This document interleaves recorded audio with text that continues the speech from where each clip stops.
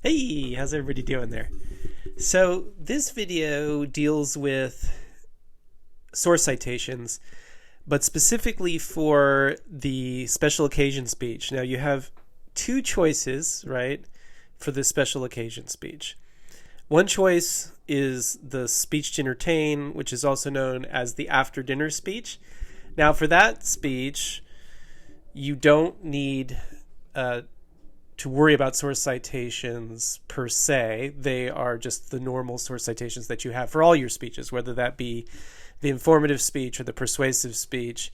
You just have source citations. You research your topic and you have source citations where you let people know where you got your information from during your speech, and of course you put that in the outline as well.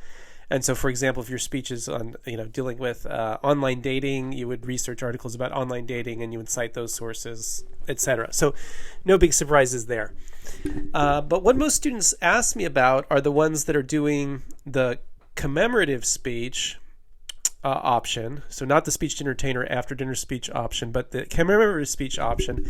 And they ask me about source citations because they're doing speeches about their relatives a lot of times, or friends, or family members. They don't have to be they don't have to be people that have passed away. They can be people that are alive. Some of them are people who have passed away, but they are these commemorative speeches. And people ask me, well, how do I do source citations for those speeches? Because, like, I'm doing a speech about my grandmother, or I'm doing a speech about my uncle, or I'm doing a speech about my best friend, or I'm talking about my mom, or something like that. How do I have source citations because that person's not famous, people haven't written about them? How do I do it? Well, you can still do source citations, and of course you're required to do so. But the way that it actually happens in that instance is that you are going to have source citations, but they're about the topic in general rather than that specific individual. Okay. So let's say, hypothetically, you're giving a commemorative speech and it's about your uncle. And your uncle is a firefighter. Now, you can find articles about firefighters, and those articles don't necessarily need to specifically be about your uncle. They're just about firefighters, but you can still include those in the speech.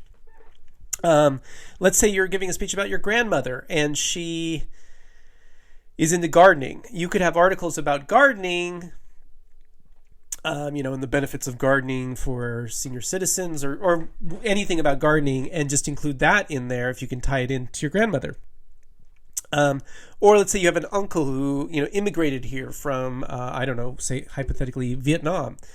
You could have an article about Vietnam, or an article about immigrants from Vietnam to the United States. Those would all be possible. They don't have to be articles specifically about your uncle or your grandmother. They are just articles about things that they're interested in. So you still have source citations. You'd still have a reference page in your outline. You'd still have source citations in the outline. You'd have source citations in the actual speech, just like you've been doing all semester long. It's just that they're not on your specific topic. They're more roundabout. So, for example, if you're doing a speech about, let's say hypothetically you're doing a speech to entertain, and it's about Charlie Sheen. The actual articles would probably be about Charlie Sheen. I'm guessing most of them anyway. Whereas if you're doing a commemorative speech about your uncle and he's not famous, then you would do you would have things about him. So if he's really into swimming, you would have articles about swimming. So that's basically how that works. And so basically you can still do source citations in a commemorative speech, even though the person you're speaking about isn't famous. So hope that helps. Let me know if you have any questions. Email me if you have questions. Okay, hope you're doing well. Have a great day.